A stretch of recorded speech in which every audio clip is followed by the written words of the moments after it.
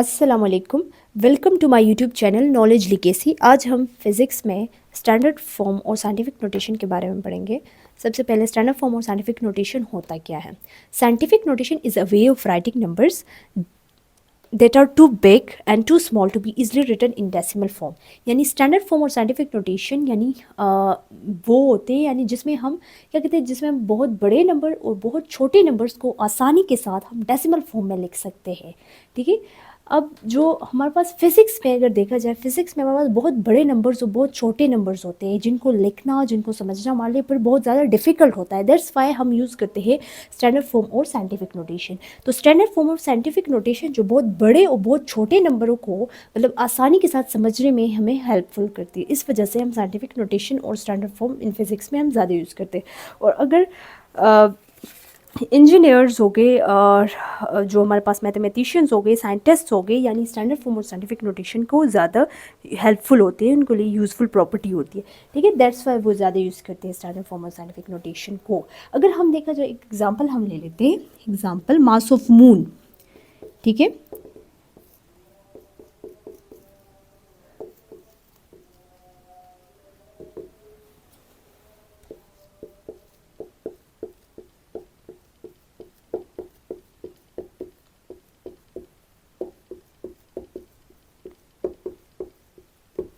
Okay.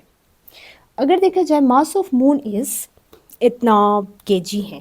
ठीक है, अगर मास ऑफ मून का देखा जाए, हम इतना मतलब इतना बड़ा नंबर है, हम इसको लिखना हमारे लिए, हम समझना भी हमारे लिए मुश्किल है। तो दैट्स वाई हम क्या करते हैं, स्टैंडर्ड फॉर्म और साइंटिफिक नोटेशन को हम यूज़ करते हैं। हम कैसे यूज़ करेंगे, अगर देखा जाए इसका डेसिमल पॉइंट कहाँ पर है, इसका सबसे फर्स्ट एंड में होता है, यानी एंड में होता है। ठीक है, हम डेसिमल पॉइंट को मूव करवाएंगे। ठीक है, और नॉन जीरो डिजिट के डिजिट पे लेके आएंगे। 1 2 3 4 5 6 7 8 9 10 11 12 13 14 15 16 17 18 19 20 21 22, यानी डेसिमल पॉइंट यहाँ पर आएगा।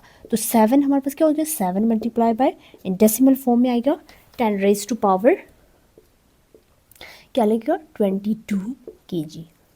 तो हमारे लिए इतना नंबर यानी 7 multiply by 10 raise to power 22, हम मास ऑफ मून को इतना याद करने के बजाय, हम मतलब हम इतना बड़ा नंबर याद करने के बजाय हम इतना नंबर याद कर सकते हैं, हम ईजिली याद कर सकते हैं, हम ईजिली समझ सकते हैं। दैट्स वाई हम यूज़ करते हैं स्टैंडर्ड फॉर्म और साइंटिफिक नोटेशन। ठीक है, तो स्टैंडर्ड फॉर्म और साइंटिफिक नोटेशन क्या होते हैं, इतने बड़े नंबर्स को ईजिली मतलब हमें समझा सकता है। ठीक है, हम आसानी के साथ हम उसको लिख भी सकते हैं, आसानी के साथ हम उसको समझ भी सकते हैं। ठीक है, अब इसका एक फार्मूला है, आप लोग फार्मूला के थ्रू भी इसको समझ सकते हैं। ठीक है, अगर देखा जाए नंबर n, नंबर हमारे पास n होते हैं equal to mantissa multiply by 10 raise to power exponent. Okay, ये हमारे पास क्या है इसका एक फार्मूला है। Okay, number n equal to mantissa m multiply by 10 raise to power exponent होता है। ठीक है, अगर इसमें देखा जाए, इसमें हमारे पास मैंटिसा कौन सा है, 7 इज़ अ मैंटिसा। ठीक है, और 10 रेज़ टू पावर एक्सपोनेंट क्या है 22 kg। ठीक है, 22 is an exponent. Okay, kg समझे, 22 हमारे पास क्या है, एक्सपोनेंट है।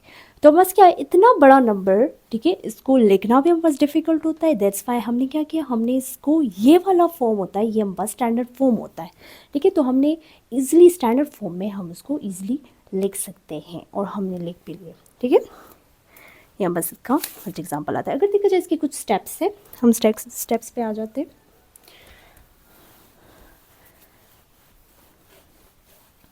ठीक है, मैं डेफिनेशन को मिटाती नहीं हूँ। स्टेप्स, अच्छा कुछ स्टेप्स हैं हाँ इसके, जिसमें हम यानी जो कन्वर्ट होते हैं, कन्वर्ट करते हैं for converting number two standard form, हम इजीली कन्वर्ट कर सकते हैं स्टैंडर्ड फॉर्म। आज कुछ स्टेप्स हैं, 3 स्टेप मैं आपको रिटर्न मतलब नहीं लिखती, बस ऐसे ज़बानी में आप लोग के। अच्छा, यानी in a given number and move the decimal point and place it after first non zero digit. यानी हमने क्या करना है, हमने इतना बड़ा नंबर है, यानी जिसमें हमने क्या करना है, हमने फर्स्ट नॉन जीरो डिजिट पे लेके आके मतलब मूव करना है, पॉइंट को फर्स्ट नॉन जीरो डिजिट पे लेके आना है। ठीक है, अगर सपोज एग्जांपल मैं आप लोगों को देती हूँ,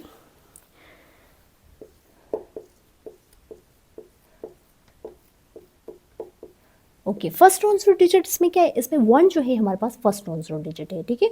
हमने क्या करना है, पॉइंट को यहाँ से मूव करना है, 1 2 3 4 5 6, ठीक है। तो हमने क्या करना है कि पॉइंट को यहाँ से हमने मूव करवाया है, और 1 मल्टीप्लाई बाय हमारे पास क्या है, 10⁻6, लेकिन नेगेटिव में आएगा। अब मैं नेगेटिव भी आप लोग को समझाती हूँ, नेगेटिव साइन कैसे आता है। मतलब हम नेगेटिव साइन को समझने के लिए हम क्या करते हैं, अगर देखा जाए, अगर पॉइंट को फ्रॉम लेफ़्ट टू, यानी फ्रॉम लेफ़्ट टू राइट लेके मूव करना है, अगर पॉइंट को हम लेफ़्ट टू राइट मूव करेंगे तब हमारे पास 10⁻, जो एक्सपोनेंट आएगा उसके साथ हम बस माइनस आएगा, ठीक है। अगर पॉइंट को हमने from right to left move करवाना है तब क्या करना है, तब हमने एक्सपोनेंट के साथ हमने पॉजिटिव साइन देना है, ठीक है। अगर पॉइंट को from left to right move करना है तब हम पास क्या होता है, वो एक्सपोनेंट के साथ नेगेटिव आता है, और जब फ्रॉम राइट टू लेफ़्ट आएगा तब हम पास एक्सपोनेंट के साथ नेगेटिव साइन। तो ये हम बस 3 स्टेप से, फर्स्ट स्टेप ये था कि हमने पॉइंट को मूव करना है फर्स्ट नॉन ज़ीरो डिजिट के साथ, ठीक है, फर्स्ट नॉन ज़ीरो डिजिट में मूव कराना है पॉइंट को, ओके। और सेकंड स्टेप हम बस ये है कि अगर हम बस पॉइंट अगर राइट में आप लोग इससे भी कर सकते हो कि हमारी जो राइट हैंड है, हम जिससे लिखते हैं वो बस हम राइट ले लें, ठीक है। उधर से ही अगर हम पॉइंट को वो करवाए तो हम बस क्या होता है कि यानी उसका जो साइन, उसका एक्सपोनेंट के साथ हमारे पास क्या आता है, पॉजिटिव आता है। अगर हम पॉइंट को फ्रॉम लेफ़्ट से लेके जाए राइट की तरफ तब हमारे पास क्या आता है, उसका साइन हमारे पास नेगेटिव आता है। तो ये 3 पॉइंट्स हैं बस स्टैंडर्ड फॉर्म और साइंटिफिक नोटेशन में। अच्छा, इससे रिलेट जो है असाइनमेंट हम कर लेते हैं।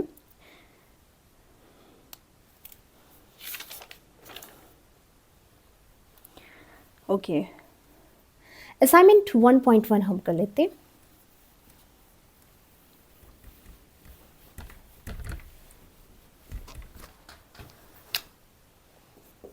अच्छा,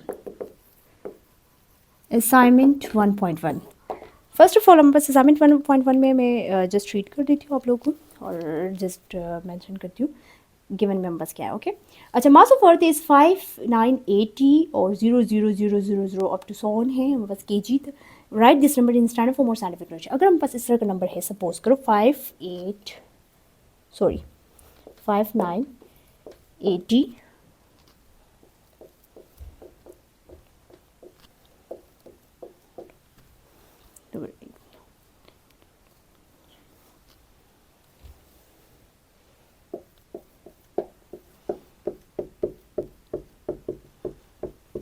ठीक है, ये हमारे पास 5 9 80 इतना kg।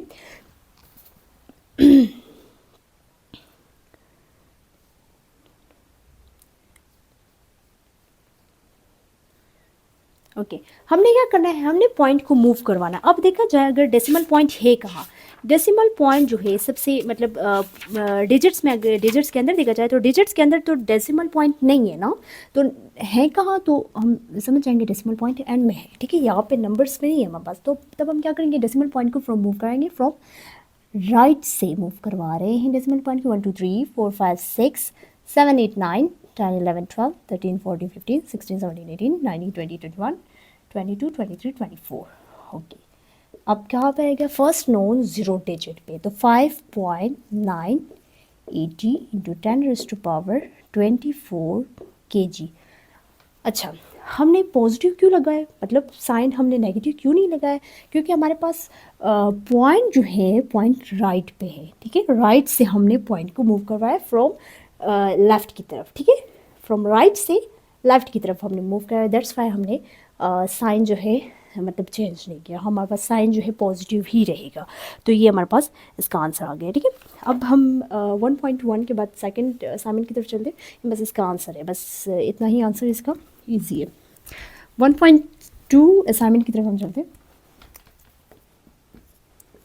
ओके, 1.2 असाइनमेंट में बस ये है कि calculate the number of seconds in a week, express the number in a power of 10 notation. Okay, हमने वीक में, अब नंबर ऑफ सेकेंड्स क्या है इन वीक में, ठीक है, हमने उसको कैलकुलेट करना है। सपोज करें अब सोल्यूशन में डायरेक्ट हम सॉल्व की तरफ चलते हैं। 1 वीक में, ठीक है, 1 वीक में कितने डेज होती हैं, सबसे पहले 1 वीक में डेज हम काउंट करें, वीक में यानी वीक में 7 डेज होती है, तो हमने 7 डेज लिखना है, ओके। अब वन डे में कितने वन डे में कितने आवर्स होते, डे में। अब सबसे हम बड़े से हम छोटे की तरफ अब आएंगे, ठीक है। अब सेकंड्स की हम बात करें तो हमने क्या करना है, बड़े से हम छोटे की तरफ। वन वीक में कितने, पहले हमने लिखना है वन वीक में कितने डेज होती है, वन वीक में 7 डेज होती है। इसी तरह वन डे में कितने आवर्स होती है, तो 24 आवर्स होती है, ठीक है। अब 1 आवर में कितने मिनट्स होती है, 60 मिनट्स होती है। 1 मिनट में कितने सेकंड्स होती है, तो 60 सेकंड्स होती है, ठीक है।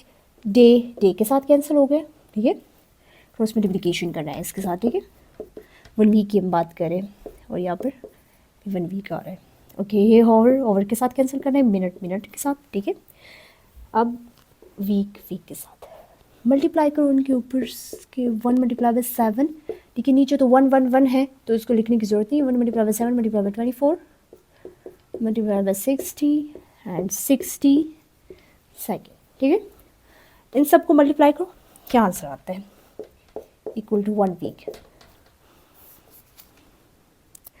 आंसर हमारे पास आता है 6.048 इंटू 10⁻⁵ सेकेंड, ओके। ये हमारे पास 1 वीक पे। तो हमारे पास क्वेश्चन क्या था, क्वेश्चन ये था कि calculate the number of seconds in a week, यानी 1 वीक में नंबर ऑफ सेकंड्स कितने हैं। तो नंबर ऑफ सेकंड्स हमारे पास क्या है, 1 वीक में इतने। तो हमने क्या करना है, हमने मिनट के साथ, ओवर के साथ, डे के साथ और वीक के साथ, ये हमारे पास मतलब क्रॉस हो जाएगा, हम बस सेकंड रह जाएंगे। जस्ट हम सेकंड को नीचे लेके आएंगे, तो सेकंड को ही हम नीचे लेके आएंगे। SEC भी लिख सकते हैं, जस्ट एस भी लिख सकते हैं, ठीक है। उम्मीद है आप लोग को मेरी लेक्चर अच्छी तरह समझ आ गई होगी। Thank you very much.